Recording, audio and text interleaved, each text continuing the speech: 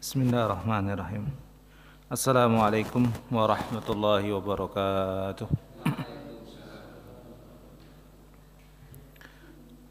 Alhamdulillah, alhamdulillahilladzi hadana lihada wa ma kunna linahtadiya laula an hadanallah. Asyhadu an la ilaha illallah wahdahu la syarikalah wa asyhadu anna Muhammadan abduhu wa rasuluhu la nabiyya wa la rasula ba'dah. Yaqulu tabaraka wa ta'ala fil Qur'anil Karim, ya ayyuhalladzina amanu taqullaha haqqa tuqatih wa la tamutunna illa wa antum muslimun.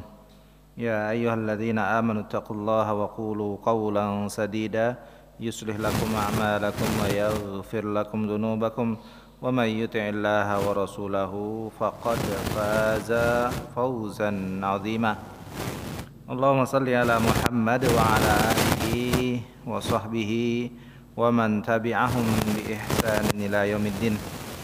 Jamaah sekalian rahimakumullah, alhamdulillah pada kesempatan malam hari ini Allah Subhanahu wa taala mempertemukan kita kembali dalam majelis ilmu.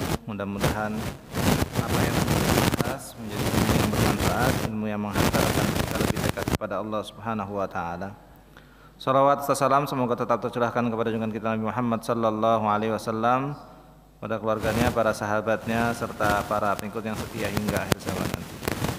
Ya mas sekalian rahimakumullah, pada kesempatan malam hari ini kita akan melanjutkan materi pada kitab Riyadhus Shalihin, masih pada bab mujahadah, bersungguh-sungguh, sampai pada hadis yang ke-13 pada bab mujahadah bersungguh-sungguh ini, atau hadis yang ke-107 dari kitab Riyadhus Shalihin ini. Baik, kami mulai. Bismillah. Ats-tsalitsu asyar, ke-13 atau hadis yang ke-13. An Abi Abdillah wa yuqal Abu Abdurrahman, dari Abu Abdillah. Ada juga yang mengatakan panggilannya adalah Abu Abdurrahman. Saubana maula Rasulillah sallallahu alaihi wasallam. Sauban maula dari Rasulullah sallallahu alaihi wasallam, budak dari Rasulullah sallallahu alaihi wasallam. Salah satu di antara budak yang dimiliki Rasulullah, lalu kemudian nantinya dibebaskan oleh Rasulullah sallallahu alaihi wasallam. Bahwasanya qala, beliau berkata, sami'tu Rasulullah sallallahu alaihi wasallam yaqul, aku mendengar Rasulullah sallallahu alaihi wasallam bersabda, alaika bi kathratis sujudi fa innaka lan tasjuda lillahi sajdatan illa rafa'akallahu biha darajah wa hatta anka biha khati'ah. Rawahu Muslim. Yang artinya, hendaklah engkau memperbanyak sujud. Karena apa? Karena ketika engkau sujud, maka Allah Subhanahu wa taala akan memberikan kepadamu pada setiap sujud satu, rafa'akallahu biha darajah, Allah akan mengangkat derajatmu dengan sujud tersebut, derajatmu. Wa hatta anka biha khati'ah, Allah Subhanahu wa taala akan menghapuskan kesalahan dari dirimu. Hadis diriwayatkan oleh Imam Muslim, hadis yang ke-1093. Riwayat Imam Ahmad disebutkan ini hadis yang ke-22.377. Dari pembahasan yang pertama berkenaan dengan sahabat Sauban, di mana beliau adalah budak Rasulullah yang kemudian dimerdekakan oleh Rasulullah sallallahu alaihi wasallam. Tidak banyak riwayat berkenaan dengan sahabat ini, tapi ada yang menyebutkan bahwa beliau merupakan salah satu di antara budak yang dimiliki oleh Rasulullah sallallahu alaihi wasallam, lalu kemudian dimerdekakan oleh Rasulullah sallallahu alaihi wasallam. Dan sahabat yang memiliki nama Thauban ini hanya satu, disebutkan seperti itu.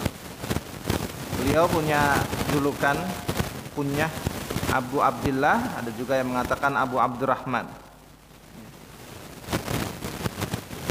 Disebutkan bahwa setelah beliau dibebaskan oleh Rasulullah sallallahu alaihi wasallam, beliau disuruh untuk memilih untuk pulang atau berkhidmat kepada Rasulullah sallallahu alaihi wasallam.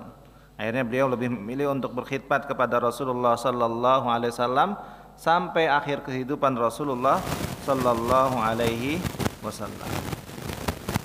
Ada satu riwayat yang menyebutkan bahwa turunnya surat An-Nisa ayat 69 yang berbunyi a'udzubillahi minasyaitonirrajim wa may yuti'illaha war rasula faulaika ma'al ladzina an'amallahu 'alaihim minan nabiyyina was-siddiqina wasyuhada'i was-shalihin wa hasuna ulaika rafiqa. Itu disebabkan yang terjadi pada sahabat Thauban ketika suatu hari beliau mendapati Thauban ini dalam keadaan sedih. Ketika ditanya oleh Rasulullah sallallahu alaihi wasallam, apa yang menyebabkan dirimu sedih? Karena kemudian akhirnya oleh Thauban dijawab, karena nanti ya, ketika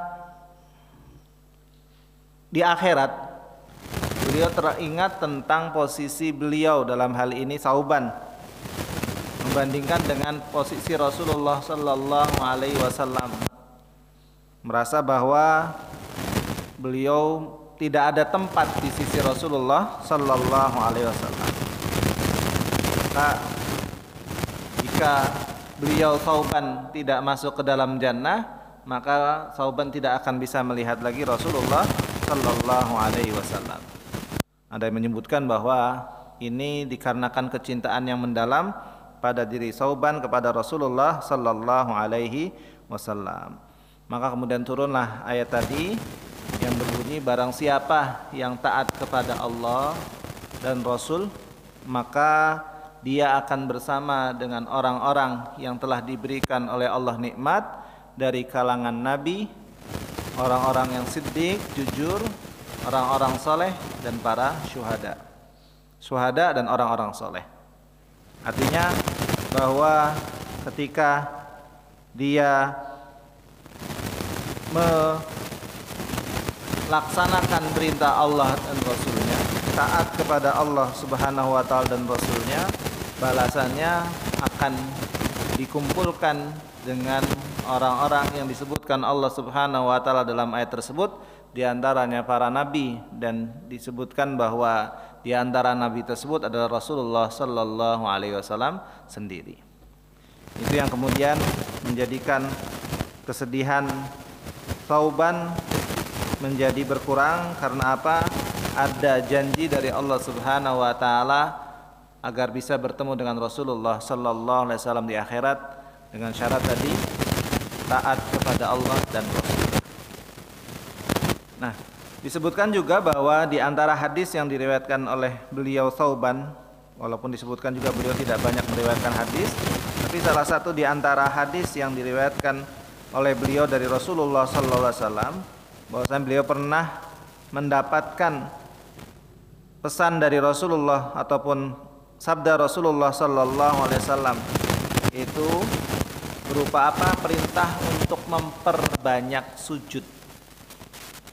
Karena tidaklah satu sujud yang dilakukan oleh seseorang kecuali Allah subhanahu wa ta'ala akan memberikan dua hal.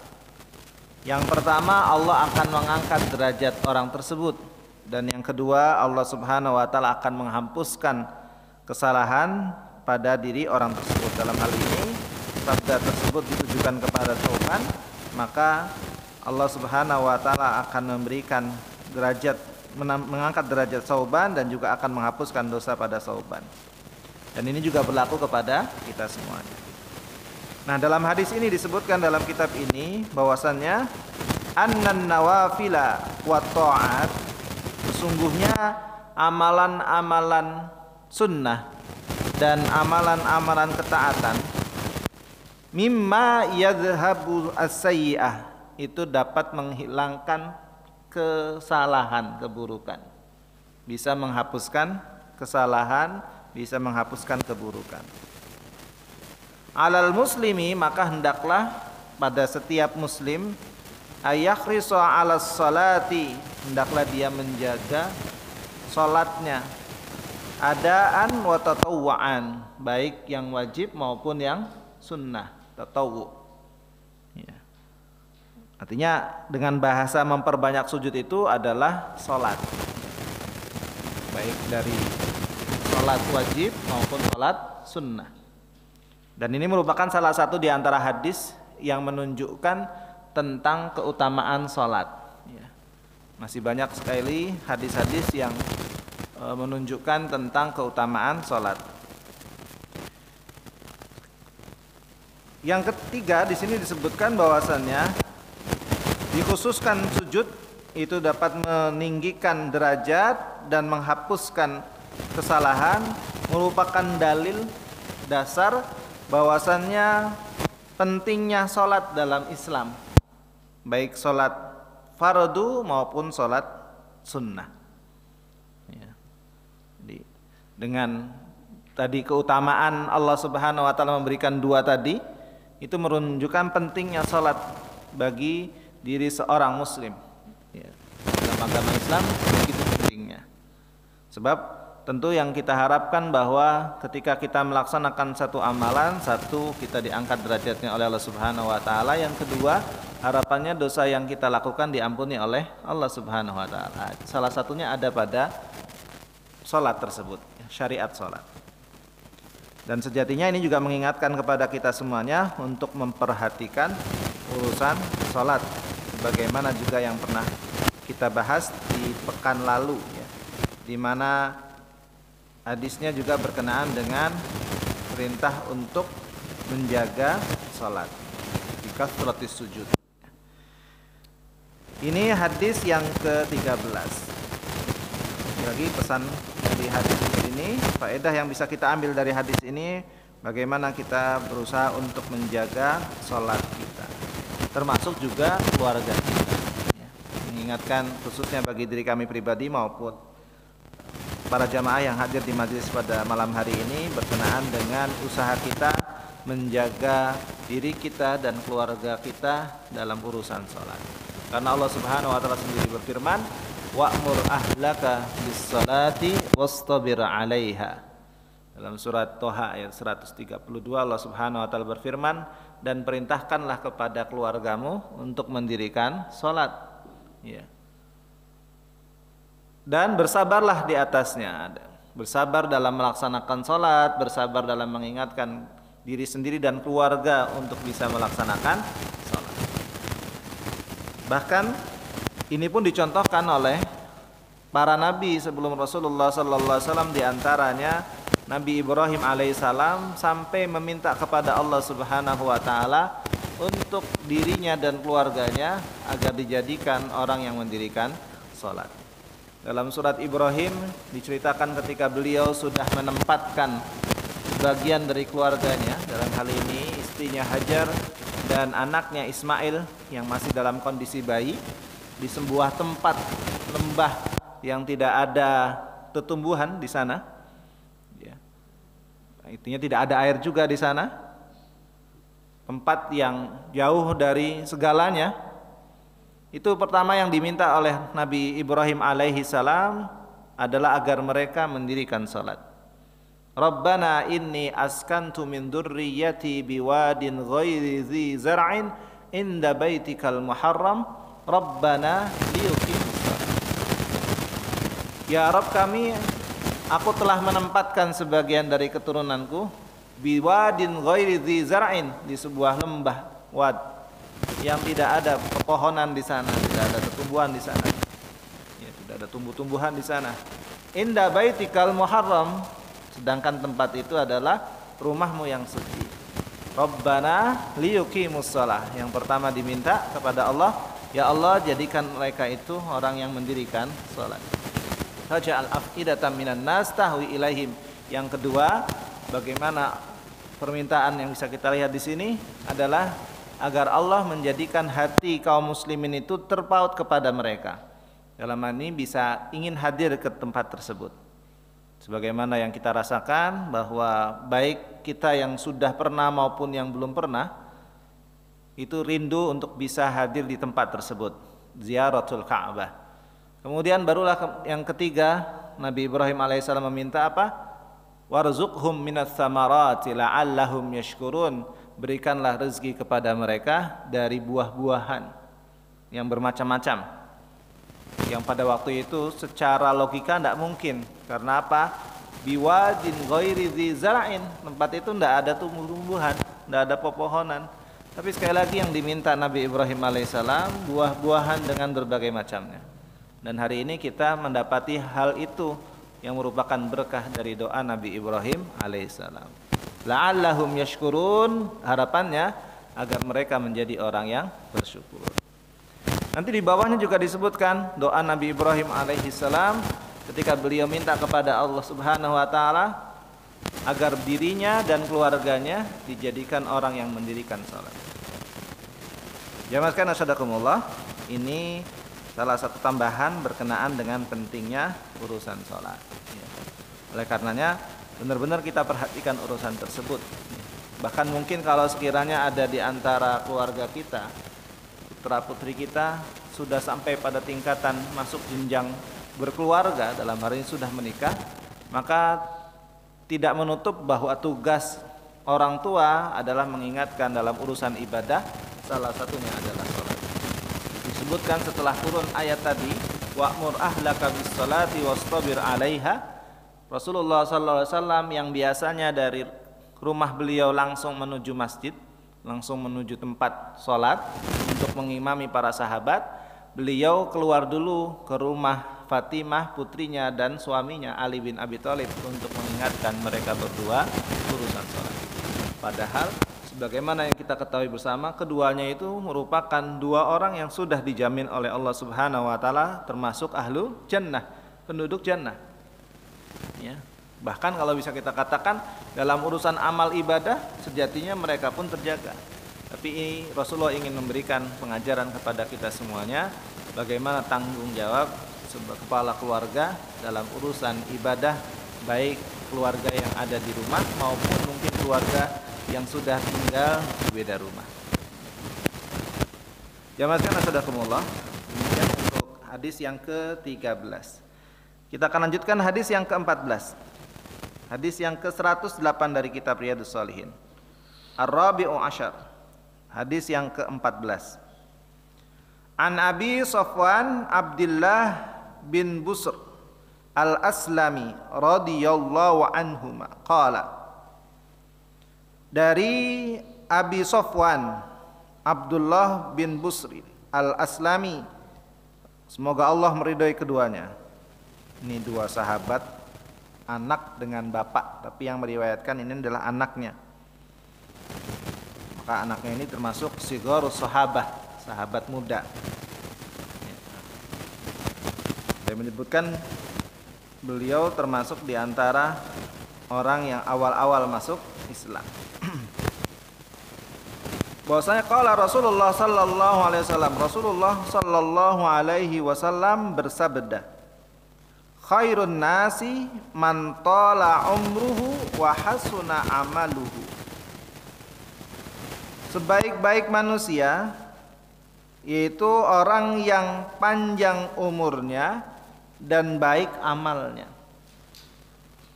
Sekali lagi, sebaik-baik manusia adalah siapa yang panjang umurnya dan baik amalnya. Rawahu At-Tirmidzi, diriwayatkan oleh Imam At-Tirmidzi.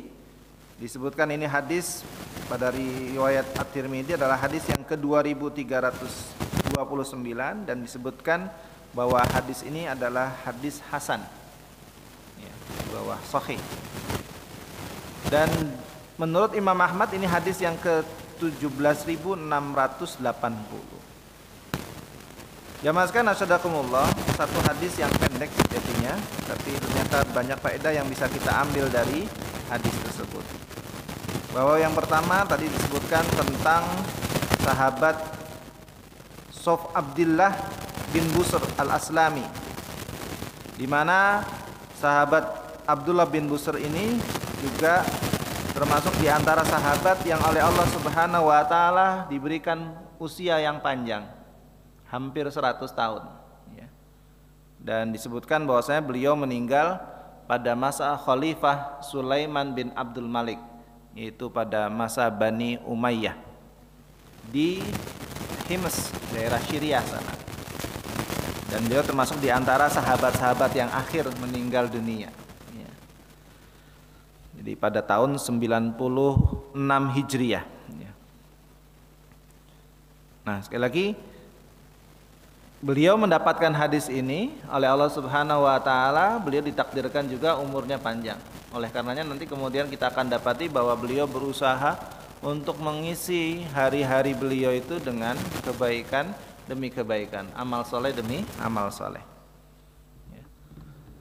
Disebutkan bahwasanya faedah yang bisa kita ambil dari hadis ini adalah fadlu tuwalul umur, keutamaan panjangnya umur itu sebanding dengan baiknya amal seseorang.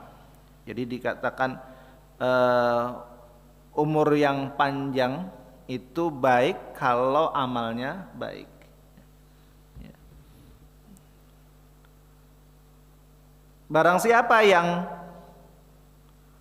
berusaha ya, untuk menambah amal solehnya dalam rangka mendekatkan diri kepada Allah Subhanahu wa taala, maka umurnya menjadi umur yang berkah. Ya.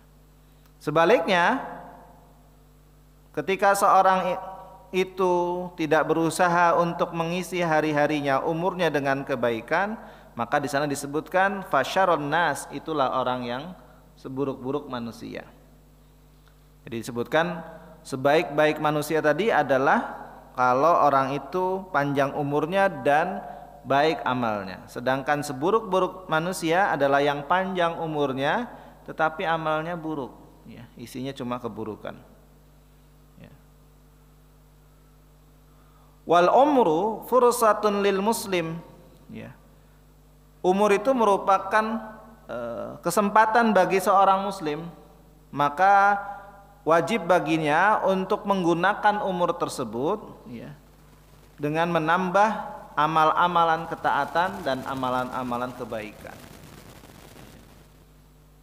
Sekali lagi, umur itu merupakan kesempatan dari Allah Subhanahu wa taala kepada muslim yang wajib bagi seorang muslim untuk mengisinya dengan amalan-amalan ketaatan dan amalan-amalan kebaikan. Nah, jamaah sekalian asyhadakumullah, ketika tadi disebutkan bahwa sebaik-baik manusia adalah yang panjang umurnya dan baik amalnya, maka patokannya ada pada baik amal seorang ya.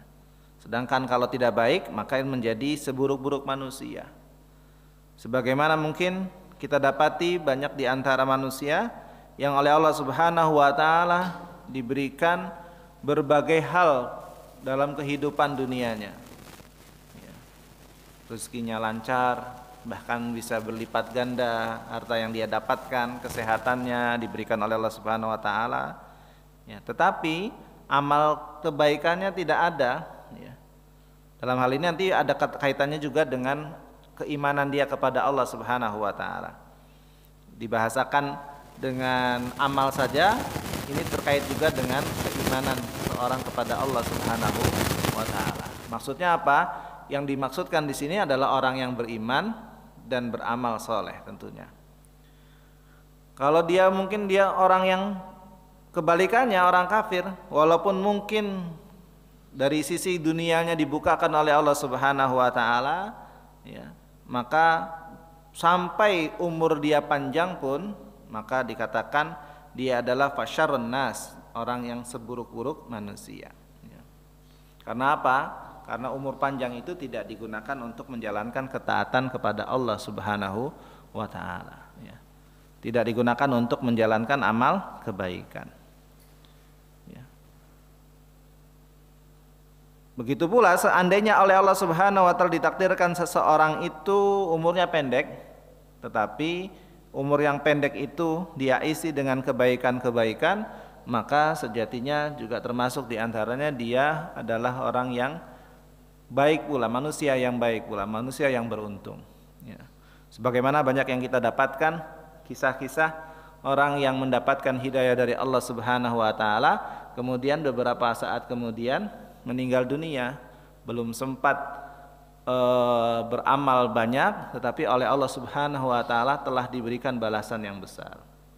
Salah satunya adalah pada para tukang sihir Fir'aun yang kemudian ketika mendapati tanda kekuasaan Allah Subhanahu wa taala diperlihatkan, akhirnya mereka pun mau beriman kepada Allah Subhanahu wa taala.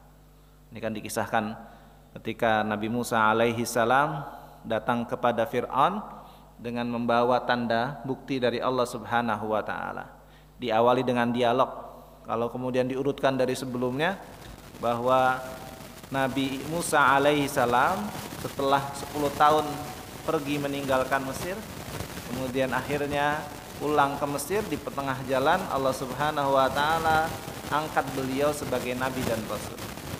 Lalu kemudian ada perintah dari Allah Subhanahu wa taala setelah ada dialog dalam surat Toha. Diawali ketika Allah Subhanahu wa taala menerangkan tentang dirinya, innani anallah la ilaha illa ana fa'budni, kemudian memerintahkan kepada Nabi Musa untuk beribadah kepadanya, wa aqimis sholata lidzikri. Ini kembali lagi berkenaan dengan salat, bahwa salat juga pernah disampaikan Allah Subhanahu wa taala kepada Nabi Musa. Untuk apa? Salah satunya itu bagian dari lidzikri, untuk mengingat Allah Subhanahu wa taala.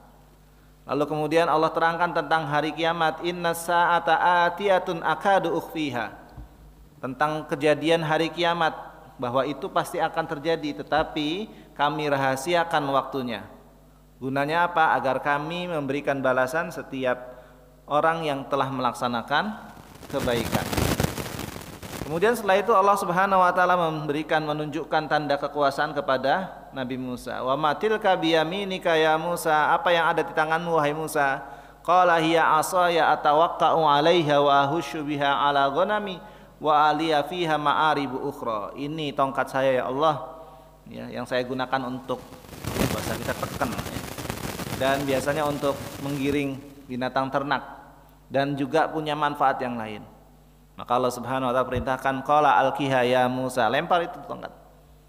Maka berubahlah menjadi ular yang besar. Ya. Oleh Allah diingatkan jangan takut, ambil. Ya.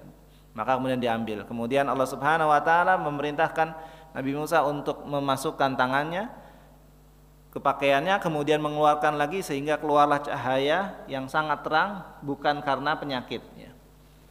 Lalu kemudian apa perintah Allah Subhanahu wa taala? Idhab ila fir'auna innahu tagha. Pergilah kamu kepada Fir'aun karena sesungguhnya dia telah melampaui batas. Nah, nanti di sini disebutkan mulailah Nabi Musa alaihissalam diawali dengan doa minta kepada Allah, Rabbish rahli sadri wa yassirli amri wahlul 'uqdatam min lisani yafqahu qawli. Doa yang mungkin juga bisa kita praktekkan dalam kehidupan kita, walaupun tidak semuanya, ya. Beberapa doa Nabi itu yang kemudian diabadikan oleh Allah Subhanahu wa taala dalam Al-Qur'an bisa kita praktekkan dalam kehidupan kita, terutama ketika menjalani kehidupan di dunia yang penuh dengan ujian tersebut. Dalam doa tersebut yang bisa kita mungkin selipkan dalam doa kita, Rabbish rahli sadri wa yassirli amri. Paling tidak dua itu, ya. Rabbish rahli sadri, ya Allah lapangkanlah dadaku. Disebutkan maksud dari lapang dada di situ oleh ulama paling tidak ada dua. Yang pertama, agar dilapangkan dadanya ketika mendapatkan wahyu dari Allah Subhanahu wa taala sehingga bisa memahami wahyu tersebut dengan baik. Ya. Sebab kalau dada itu, kalau bahasa kita sempit, ya, maka yang terjadi pikiran pun akan terbawa, ya, jadi sempit pula. Dapat keterangan, dapat penjelasan, nggak bisa dipahami dengan baik, salah satunya. Maka disebutkan agar ketika mendapatkan wahyu dari Allah Subhanahu wa taala bisa dipahami dengan baik, itu ada pada doa Rabbish rahli sadri. Yang kedua, Rabbish rahli sadri di sini adalah siap menerima segala konsekuensinya. Sebab apa? Nabi Musa kalau di awal-awal diceritakan juga ada rasa khawatir juga sejatinya. Pulang ke Mesir dengan tugas mengingatkan Fir'aun, padahal dulu beliau merasa masih punya salah. Apa salahnya? Tanpa sengaja mukul orang Mesir yang mengakibatkan kematian orang tersebut. Dan akhirnya dicari-cari oleh Fir'aun.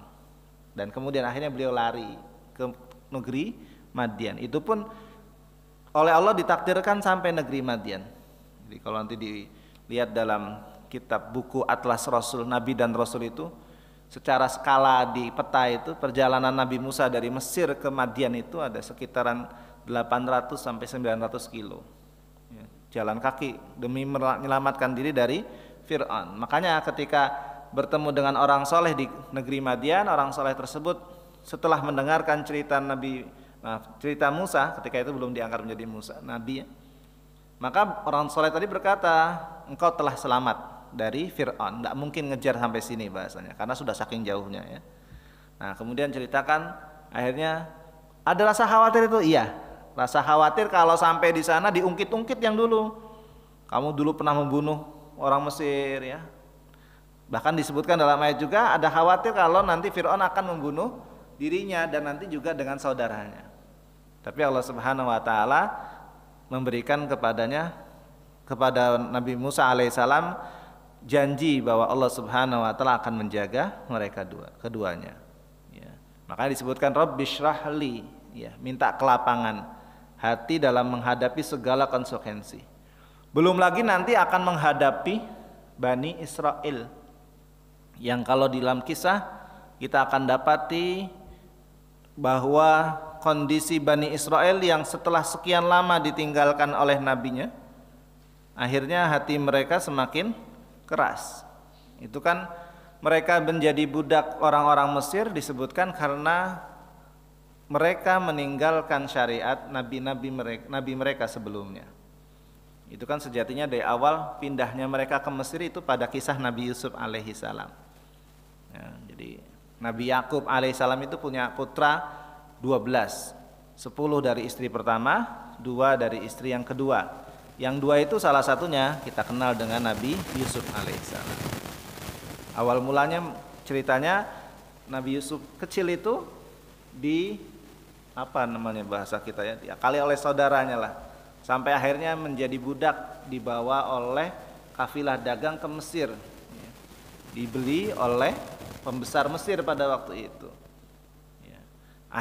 Sampai akhirnya Allah Subhanahu wa taala berikan ujian demi ujian, dan puncaknya secara ringkas Nabi Yusuf diangkat menjadi menteri perekonomian, mungkin kalau bahasa kita hari ini ya. Karena yang dibahas tentang ekonomi pada waktu itu. Karena apa? Allah berikan kelebihan kepada beliau bisa mentakwilkan mimpi ya. Akhirnya diangkatlah menjadi menteri. Dan betul kejadian yang diceritakan Nabi Yusuf alaihissalam itu terjadi, bahwa 7 tahun akan makmur, tapi 7 tahun berikutnya akan terjadi paceklik. Nah di masa paceklik itulah ternyata bukan hanya di Mesir, itu sampai ke Palestina, di mana di situ Nabi Yakub alaihissalam dengan semua keluarganya merasakan hal tersebut.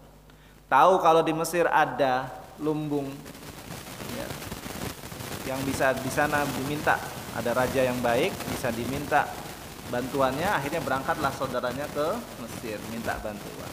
Puncaknya Allah pertemukan dengan Nabi Yusuf alaihissalam, lalu kemudian Nabi Yusuf meminta saudaranya membawa seluruh keluarganya ke Mesir. Nah, mulai saat itulah mereka tinggal di Mesir. Dan kemudian keturunannya dikenal dengan Bani Israel, karena Nabi Yakub alaihissalam nama lainnya adalah Israel. Bani Israel punya 12 anak, maka kemudian dikenal kabilahnya ada 12.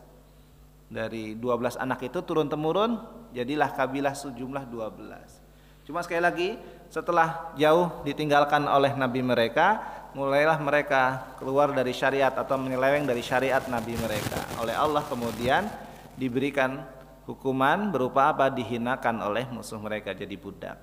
Nah, sampailah Nabi Musa alaihissalam diutus oleh Allah Subhanahu wa taala. Nah, itu makanya kemudian Rabbishrah li sadri, salah satunya adalah agar Nabi Musa bisa lapang dada menerima kondisi orang-orang Bani Israel yang nanti kalau kita dapatkan ceritanya banyak sekali kisah tentang kengeiran mereka kepada Nabi Musa alaihissalam. Salah satunya kalau disebutkan dalam surat Al-A'raf itu prasangka mereka kalau sudah datang Nabi dalam waktu singkat menang. Qalu udina min qabli an ta'tiyana wa min ba'di ma ji'tana. Mereka berkata kepada Musa, wahai Musa, kami ini sudah udina itu bahasanya sudah diperbudak, disusahkan sebelum kedatangan kamu. Sampai kedatangan kamu juga masih susah ternyata. Di pikiran mereka itu pengennya datang langsung menang gitu ya. Tapi enggak, kamu datang kok ya masih susah kita ini ya. Ya karena masih proses itu sekali lagi. Qalu udina min qabli an ta'tiyana wa min ba'di ma ji'tana. Maka Nabi Musa cuma mengingatkan, mudah-mudahan Allah Subhanahu wa taala memberikan kemenangan kepada kalian. Cuma prosesnya cukup panjang ya. Tapi itu salah satu di antaranya ya. Salah satu di antara sikap pengenyelannya Bani Israel yang ketika beliau berdoa tadi harapannya bisa melewati hal tersebut. Wa yassir li amri, yang kedua minta dimudahkan urusan segala halnya tentunya ya. Kalau dalam konteks Nabi Musa dalam menghadapi Fir'aun diberikan kemudahan, kemudian juga dalam menghadapi Bani Israel pun diberikan kemudahan. Lah ketika menghadapi Fir'aun itulah sampai kemudian Fir'aun mengajak bertanding melawan tukang sihir yang dia miliki. Maka didatangkanlah tukang sihir dari seluruh pelosok negeri Mesir untuk melawan Nabi Musa alaihi salam ya. Ada dikisahkan dalam surat, diantaranya di dalam surat Toha ya. Ada juga nanti di surat-surat yang lainnya. Di surat Al-A'raf juga diceritakan seperti itu. Setelah kumpul, akhirnya awalnya terjadi dialog antara Fir'aun dengan tukang sihirnya. Kemudian akhirnya setelah ada kesepakatan antara tukang sihir dengan Fir'aun, barulah tukang sihir mau menghadapi Musa. Ketika menghadapi Musa, mereka bertanya kepada Musa, siapa yang duluan akan melemparkan? Kamu dulu atau kami? Maka Nabi Musa alaihissalam memerintahkan kepada mereka, kalian dulu yang melemparkan. Maka mereka lemparkan tali temali mereka, ikat pinggang mereka, yang kemudian mereka menyihir pandangan manusia seolah-olah itu semuanya hidup ya. Fa idza hayyatun tas'a, seolah-olah itu hidup. Tali temali yang jumlahnya banyak berubah menjadi ular ya, menurut pandangan manusia pada waktu itu ya. Kemudian juga sabuk mereka. Pada waktu itu Nabi Musa alaihissalam sempat takut juga. Dalam Al-Qur'an kan disebutkan seperti itu. Makanya Allah Subhanahu wa taala berfirman, la takhaf innaka antal a'la. Jangan takut wahai Musa, kamu yang unggul, kamu yang tinggi.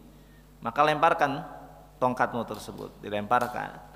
Begitu dilemparkan dalam waktu sekejap berubah menjadi ular yang besar dan kemudian memakan seluruh hasil tukang sihir tersebut. Begitu lihat hasil sihir mereka habis dalam waktu singkat, apa yang terjadi? Fa'ulqiyas saharatu sajidin. Maka para tukang sihir itu langsung tersungkur, sujud. Tidak butuh waktu lama. Ada yang menyebutkan karena ilmu, kalau bahasa kita ilmu hitam ya. Karena ilmu hitam mereka, ilmu kesesatan mereka itu sudah puncaknya, sehingga merasa bahwa kalau ada yang bisa mengalahkan mereka berarti bukan sama-sama ilmu sesat bahasanya. Ini sudah urusannya bukan ilmu sesat lagi, tapi sudah urusannya yang lain. Jadi mereka tahu betul bahwa nggak akan bisa ada orang yang mengalahkan mereka. Tapi kalau ada orang yang bisa mengalahkan mereka, berarti orang ini punya hal yang lainnya. Dalam hal ini kalau kita konteksnya adalah itu mukjizat dari Allah Subhanahu wa taala. Maka karena tahu apa yang mereka miliki itu dikalahkan oleh Nabi Musa, maka serta-merta mereka pun sujud tanpa butuh waktu lama. Fa'ulqiyas saharatu sajidin qalu amanna bi rabbil alamin. Mereka berkata, kami beriman kepada Rabb semesta alam, Rabbi Musa wa Harun, Rabbnya Musa juga Harun. Maka kemudian begitu lihat kondisi seperti itu dalam waktu singkat ya, baru sebentar langsung seperti itu.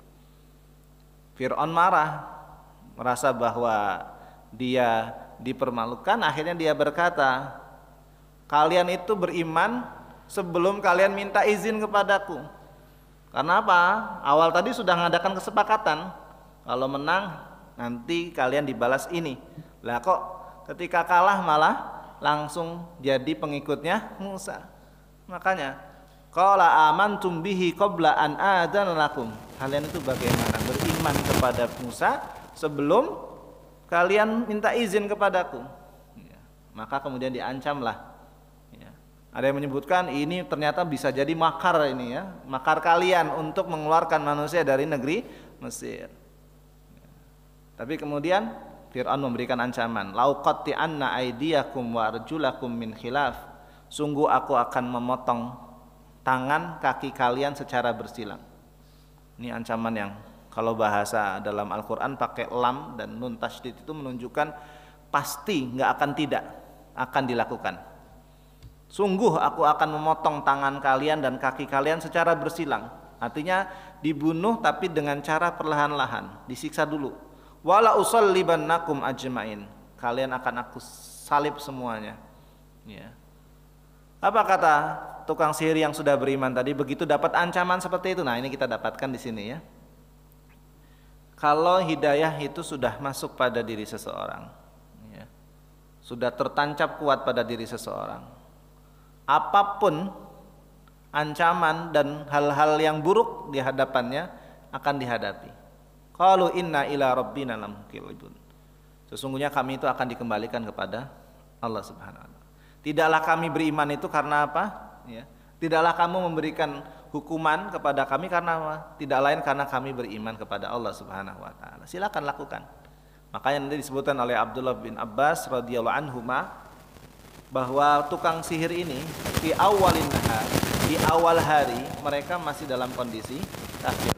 Tapi di akhirun nahar, di akhir hari yaitu di sore hari sudah jadi orang yang mati syahid. Jadi kurun waktunya cuma sebentar. Baru mengucapkan amanna bi rabbil alamin, belum sempat beramal soleh yang banyak ya. Baru beramal solehnya bisa mengucapkan kalimat iman. Kalau kemudian mereka disiksa oleh Fir'aun, sampai akhirnya karena siksaan itulah mereka juga dibunuh oleh Fir'aun. Maka disebutkan mereka itu amalnya baru sedikit tapi diberikan balasan yang besar oleh Allah Subhanahu wa taala. Sebagaimana juga pernah ada seorang sahabat yang ketika akan perang Uhud, kalau tidak salah, mau berangkat itu masih dalam kondisi musyrik, pengen bantu Rasulullah, tapi Rasulullah SAW menyebutkan kami tidak butuh bantuan orang musyrik. Akhirnya kemudian apa? Kalau saya masuk Islam bagaimana? Maka kamu boleh berangkat. Masuk Islam sahabat tadi. Kemudian ikut perang, meninggal pada perang Uhud tadi. Makanya disebutkan oleh Rasulullah, ini orang baru beramal sedikit, wa ujiro, tapi diberikan pahala yang besar dari Allah Subhanahu wa taala. Jamaah sekalian sadakumullah, dari keterangan hadis tadi sekali lagi mengingatkan kepada kita semuanya bagaimana kita bisa berusaha mengisi hari-hari kita, umur kita dengan kebaikan demi kebaikan. Kalau Allah Subhanahu wa taala takdirkan umur kita panjang, mudah-mudahan kita menjadi sebaik-baik orang. Karena apa? Berusaha mengisi hari-hari kita dengan kebaikan demi kebaikan. Kalaupun Allah takdirkan mungkin sebaliknya, umur kita tidak panjang tetapi hari-hari kita tetap diisi dengan kebaikan, amal soleh, amal ketaatan, mudah-mudahan juga kita menjadi orang yang sebaik-baik orang.